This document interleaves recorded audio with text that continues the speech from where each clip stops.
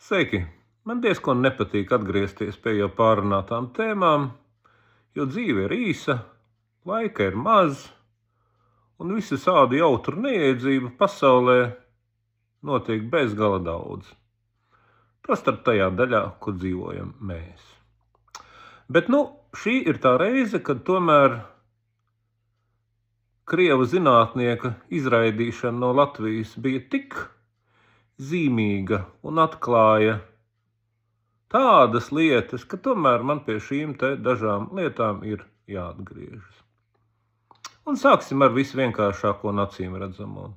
Protams, kā jau varēja domāt, mums ārlietu ministra amatā esošā stulbene, vārdā Baiva Braža no partijas Vienotība, protams, ka viņai nebija nevis mazākā nojausma par to, kas tas tāds Andrejs Laņikovs, ko viņš, ne viņa to izdomāja, ne viņa bija tā, pēc kuras iniciatīvas viņš tika ielikts melnajā sarakstā. Atnāca biedrs Majors no Valsts drošības dienesta un teica: Braže, ņekijs Andrejs Laņikovs, biedrs un drauds Latvijas nacionālajai drošībai, ieliec viņu melnajā sarakstā. Nav ko viņam te vazāties. Un Braže, kura droši vien līdz šim brīdim nezina, kas ir Andrejs Laņikovs, viņu arī ielika. Un tad jau brašie puiši visu pārējo nostrādāja tieši tik prasti, kā viņi to dara vienmēr. Jo brutālāk, jo stulbāk, jo labāk. Ar vārdu sakot, nav ko vainot stulbeni, kuru izmanto vairs netik ļoti stulbeņi. Jo šī nav pirmā reize, kad Valsts drošības dienests rīkojas, maigi teiksim tā, aizdomīgu interešu un motīvu vadīts.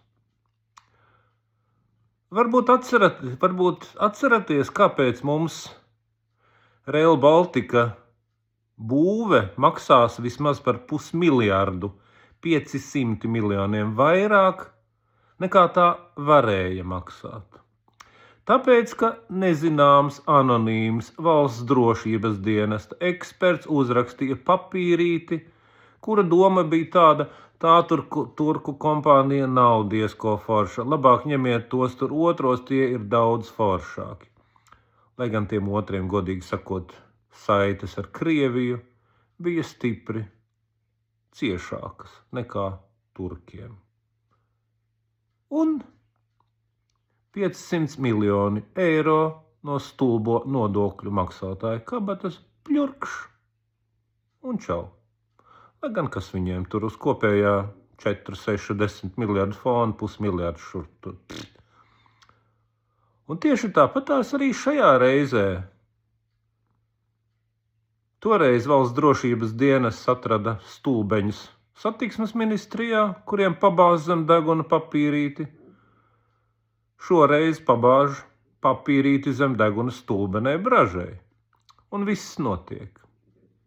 Un te jautājums, protams, kādi tad ir šie Valsts drošības dienesta, nezināmo biedru majoru un tam līdzīgu motīvi tā rīkoties?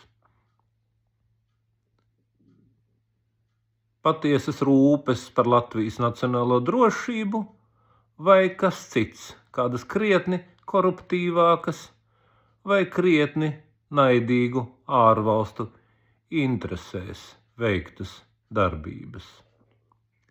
Atgādināšu, ka līdz šai baltai dienai Valsts drošības dienests, atšķirībā piemēram no Igaunijas slepeni policijas, nav spējis atklāt nevienu Krievijas aģentu, spiegu, ietekmes aģentu, ne savās rindās, ne kādā citā specdienestā, ne armijā, ne policijā, nevienu. Vai tāpēc, ka tie tur nav, vai tāpēc, ka Valsts drošības dienests sēž savā 70 miljonu vērtajā smieklīgajā būvē pie Vefa, tāpēc, lai šos te Kremļa aģentus pasargātu. Un lai grautu Latvijas intereses un Latvijas reputācija tieši tikpat veiksmīgi, kā tas viņiem izdevās saistībā ar Krievijas zinātnieku.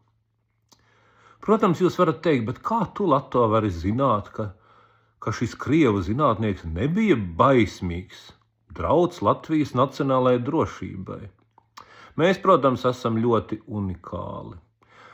Krievu zinātnieks mūsu nacionālajai drošībai draudus rada, pēc tam viņš aizbrauc uz Igauniju, tur viņš nolasa tieši tādu pašu lekciju, kā bija paredzēts šeit, un tur nekāda nacionālās drošības drauda no tā nenotiek. Dīvaini, vai ne? Protams, varam novelt uz to, ka tieši Igaunija, kā mēs zinām, ir Baltijas valstu drošības, Rail Baltica un vēl visādu procesu visvājākais posms. Ne jau nu mēs, vai ne? Bet arī tas nav tas būtiskākais. Drīzāk būtiskākais, kas mani neviltoti pārsteidza, bija tas patiesi apjomīgais cilvēku skaits, kas ir gatavi pavilkties uz visstulbāko, visprastāko, visprimitīvāko propagandu, jebkurā jautājumā. Tā skaitā šajā te par Krievu zinātnieku, ja vēlties baiso Krievu draudu. Bija interesanti paskatīties, kā valsts drošības dienests izmanto visas savas nelielās propagandas rezerves, lai aizstāvētu savu viedokli.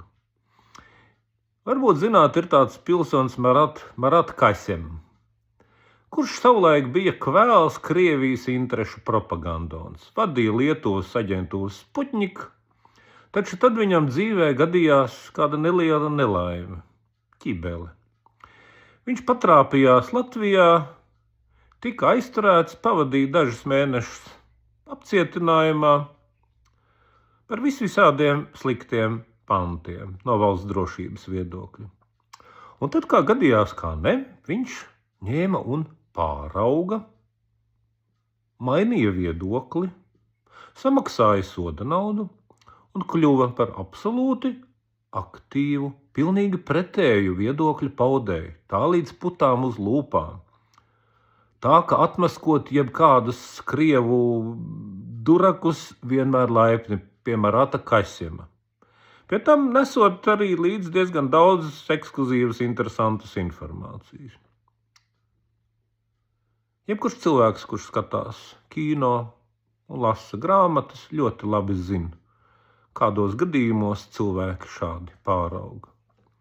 Vienkārši cilvēku noliek fakta priekšā, vai tu tagad kļūsi par prostitūtu brīvībā, vai arī par prostitūtu uz ilgiem gadiem cietuma kamerā.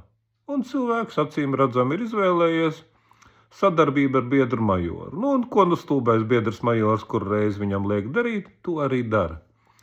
Bet tas nav nekas, tā tas pasaulē notiek. Interesanti ir, zīmīgi ir tas, cik daudz cilvēku šo te prasto propagandu pavelkās.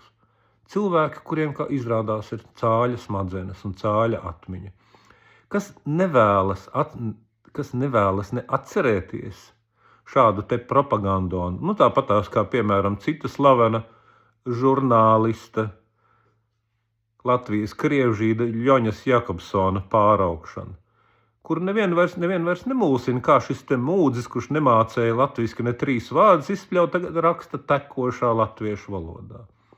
Pārauga. Nedaudz bēdīgāk ir tas, ka pēc visas spriežot arī tie tur visi mežmieti un kompānija, kas rūpējas par mūsu drošību, ir tikpat pārliecināti par šo savu prostituētu aģentu pāraugšanu. Un viņiem būs liels brīnums,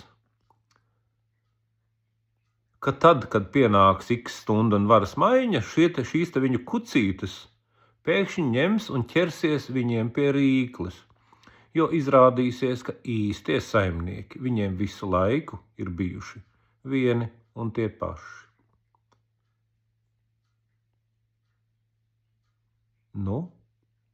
Muļķi saņem pēc nopelniem. Tur neko nevar darīt. Visu labu!